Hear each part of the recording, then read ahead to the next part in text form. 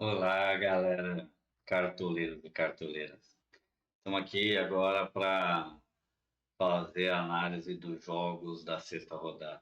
Para quem não me conhece, meu nome é Manuel Carlos Melos e faço análise do Fantasy Game Cartola. Hoje eu vou falar sobre os jogadores. Espero que vocês tenham ido bem na quinta rodada, apesar de ter sido meio zicada, né? O Flamengo decepcionou, deixou a gente na saudade. E com isso o Palmeiras também não foi aquele jogo todo, então acabou complicando para muita gente. Para quem teve o Terence também, ele perdeu o pênalti, foi complicado. Mas vamos lá, Cartola é assim mesmo. Vamos para a sexta rodada. Hoje eu vou falar sobre umas análises que eu fiz só sobre os confrontos de Brasileirão entre os jogos, os times que estão disputando. Então, com o Atlético Mineiro e Atlético Goianiense.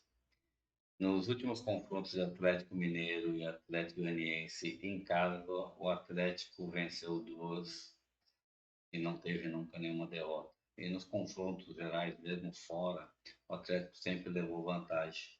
O Atlético Mineiro tem uma vitória em casa, duas vitórias fora, um empate em casa, um empate fora e uma única derrota em casa, que é a do América da quinta rodada.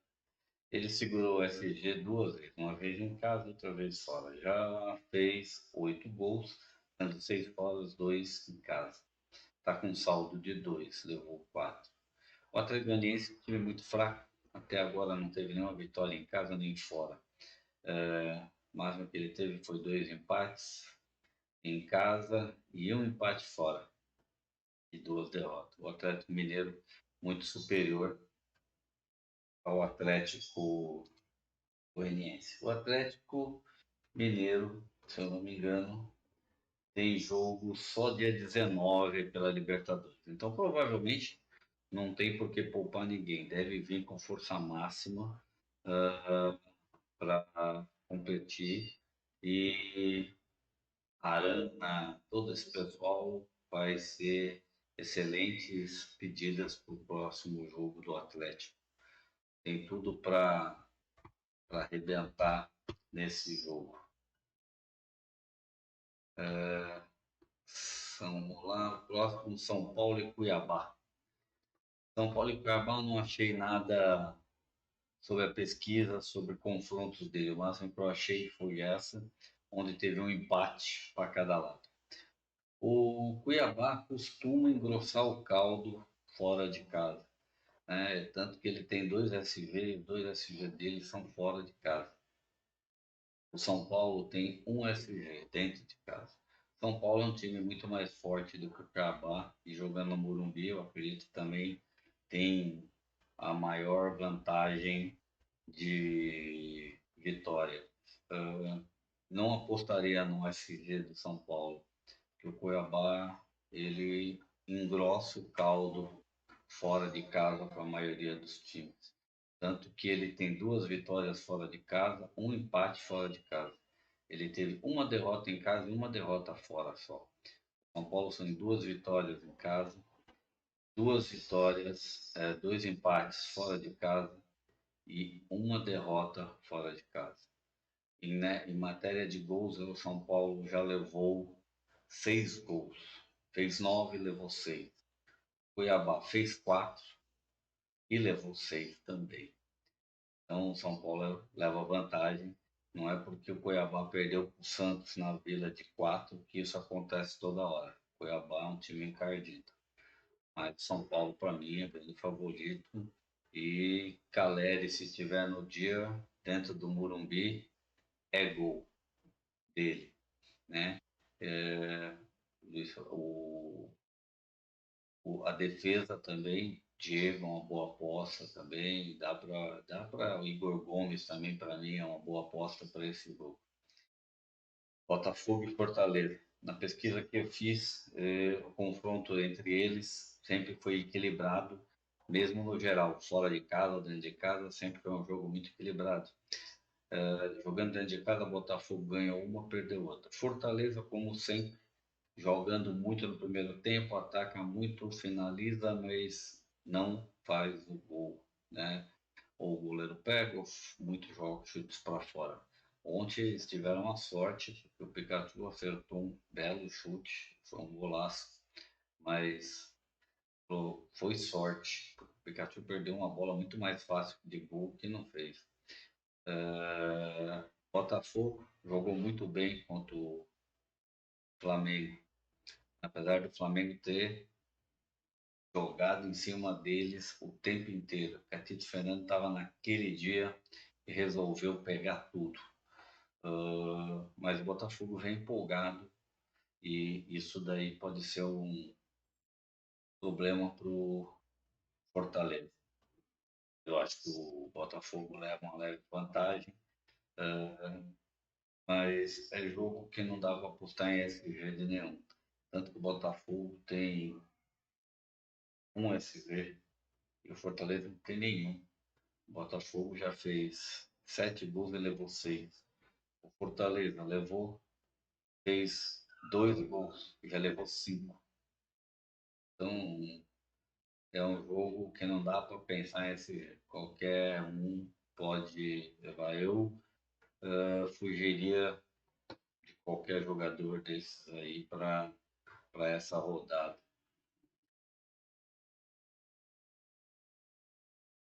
Ah, outro, Ceará e Flamengo.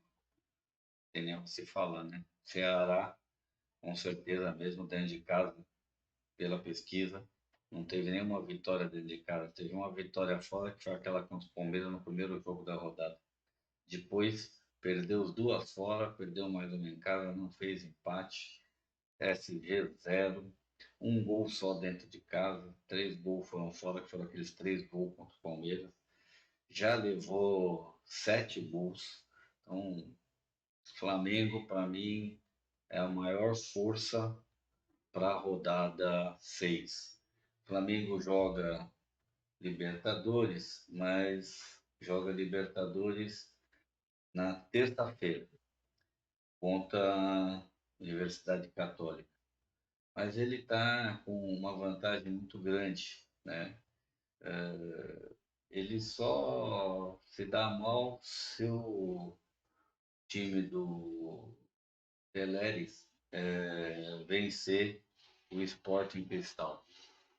Mesmo assim, eu acho que o Flamengo contra a Universidade Católica, se mesmo for com um time misto, sai no mínimo com empate no Maracanã. Então, eu acho que o técnico pode ir com um time mais forte contra o Ceará para poder se redimir da derrota contra o Botafogo. E aí, se for completo, pode pensar que vai ter muito cartoleiro dando risada na próxima semana. Avaí e Juventude. Todos os confortos que eu vi de Avaí e Juventude, Avaí levou vantagem sobre o Juventude em todos os confrontos, fora e dentro de casa. Em casa, nas últimas que eles tiveram pela Série B, foi 2 vitórias do Avaí. O Avaí já venceu 2 jogos dentro de casa, teve um empate dentro de casa e uma derrota. Claro que ainda falta o jogo de hoje contra o Curitiba, né, que o pessoal pensa que vai ser fácil, mas não vai ser fácil para o Curitiba também. O Avaí dentro de casa, ele enrosca outros. E o Juventude, para mim, muito fraco. Até agora, não segurou SG nenhum. O Avaí já segurou 2, fez 4 gols dentro de casa e sofreu 5. Então, o Juventude, para mim, é um time que, contra o Avaí leva uma grande vantagem. É um time que, para time curto, tiro curto, eu apostaria SG, porque seria uma coisa diferenciada dos outros. Mesmo o Juventude tendo lá o Pita que faz a diferença, eu acho que o Avaí dentro de casa leva. a vitória, ou no mínimo segura um empate de 0-0. Fluminense e Atlético Paranaense. Nas minhas pesquisas que eu fiz de 2018 até agora em relação ao Brasileirão, Fluminense tem 2 vitórias em casa e o Atlético venceu 2 vezes o Fluminense jogando na casa do Fluminense. Então é um jogo equilibradíssimo, tá? Apesar do Atlético ter jogo também pela Libertadores contra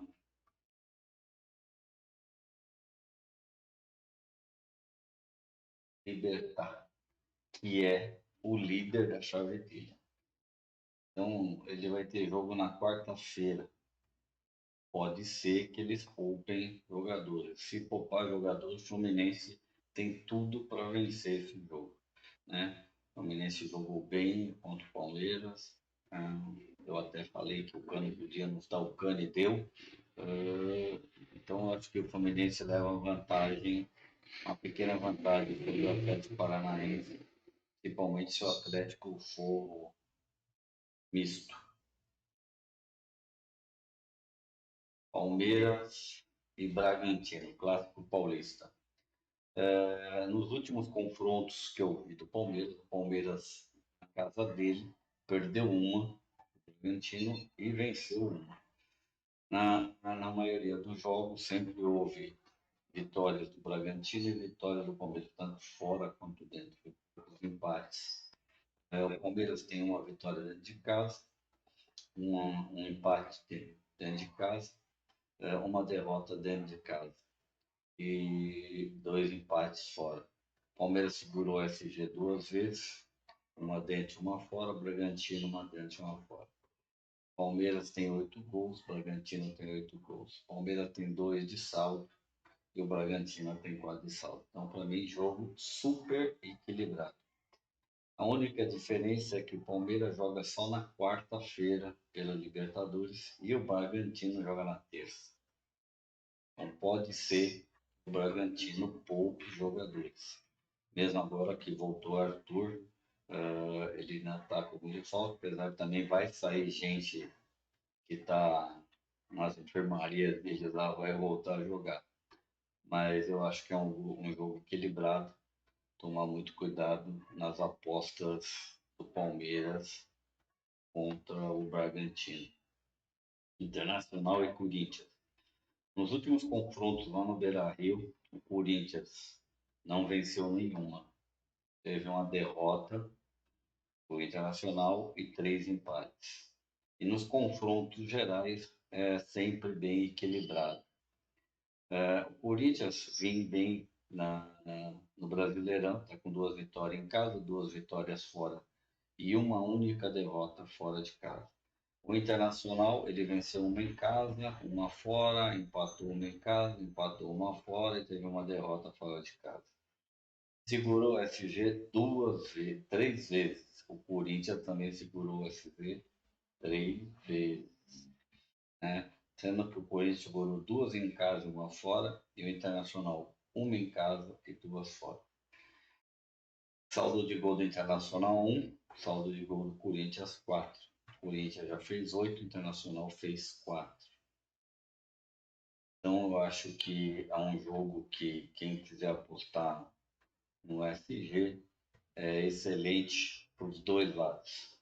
Eu acho que tem tudo para um jogo de empate e provavelmente 100 gols. Porque a defesa do Corinthians se acertou, a defesa internacional está muito forte, os 2 goleiros estão pegando muito, o Cássio voltou a pegar. Então é um jogo que dá para acreditar num 0-0 para qualquer um dos lados. Então vai muito do que vai acontecer durante a semana. Eu não vi o Corinthians aqui na Libertadores, pode poupar. Se poupar, o Internacional leva uma vantagem. Porque o Corinthians joga na terça-feira contra o Boca lá. Então provavelmente vem misto. Se vem misto, a vantagem é do Internacional. Porque eu não acredito, né? Ele precisa pelo menos sair com empate contra o Boca para se garantir na cabeça da chave. Então, provavelmente vai ser poupado jogadores no sábado, porque o outro jogo já é na terça-feira. Santos e Goiás. Nos confrontos que eu vi do Santos e Goiás, tanto fora quanto dentro de casa, o Santos sempre levou vantagem em cima do Goiás. Nos últimos confrontos que houve na casa do Goiás, o Santos teve 2 vitórias, nem empate houve. O Santos está vindo com seus jogadores fazendo bastante gols. O Sebastião jogou muito esse jogo, o Marcos Leonardo. Eu acho que a defesa que deu uma pipocada. Tem 2 rapazes novos que eu vi jogar, entrou no segundo tempo, joga muito. Então, se o Santos começar a se acertar, ele vai dar muito trabalho no Brasileirão daqui para frente. Parece que está se encontrando. Contra o Goiás. O Goiás não venceu nenhum em casa, né? Teve uma vitória fora, 2 empates em casa e 2 derrotas fora de casa. O Santos já venceu 2 em casa, uma vitória fora de casa, um empate fora de casa e uma única derrota. O Goiás tem 2 jogadores diferenciados, que é a Elvio e a Poti, para mim, são 2 jogadores bem diferenciados pelos jogos que eu tenho visto. Então, o Santos, com a defesa dele batendo cabeça, pode levar gol. Eu não acredito que é um jogo para SG, mas eu acho que o Santos tem tudo para sair com empate ou a vitória. A vantagem, para mim, é do Santos pelos últimos jogos, né? E nenhum dos 2 jogos essa semana. Curitiba e América. Pelos confrontos existe um equilíbrio muito grande entre os 2 times. O América é um time que ele azeda o caldo para quase todo mundo fora de casa. Nos últimos confrontos que tiveram, Curitiba teve uma vitória em casa e uma derrota. O América já venceu 2 em casa e o Curitiba 2 em casa. 2, uma fora, cada um venceu uma fora. Curitiba tem um empate fora de casa, ainda falta o jogo hoje. O América não teve empate, ele teve uma derrota fora e uma derrota em casa. Os 2 têm segurado o SG só um jogo só em casa, né? O Curitiba já fez 9 gols, mas levou 6, tem um saldo de 3. O América fez 7 gols, mas também já levou 6, só tem um saldo de 1. Então, para mim, é um jogo muito equilibrado. Se tivesse que apostar em alguma coisa aí, seria nos jogadores da frente do Curitiba, né? Andrei, Léo Galhardo e Igor Paixão. Vai depender muito de como é que vai ser o jogo de agora. Isso foi a minha análise para o sexta rodada. Espero que vocês com isso consigam escolher bem os seus jogadores. Essa semana eu quero fazer nosso time. Eu vou ver se eu já faço, se amanhã eu já consigo dar dica de 5 jogadores de cada posição. E quarta-feira escalar já o time, um dos times nosso para sexta rodada. Depois, na quinta-feira, eu vou fazer time de valorização em tiro curto para poder ver se consigo fazer uma live na sexta-feira à noite, né? Vou ver o horário para atualização do nosso time do canal. Então, uma boa semana a todos e que Deus nos acompanhe e até amanhã, se Deus quiser.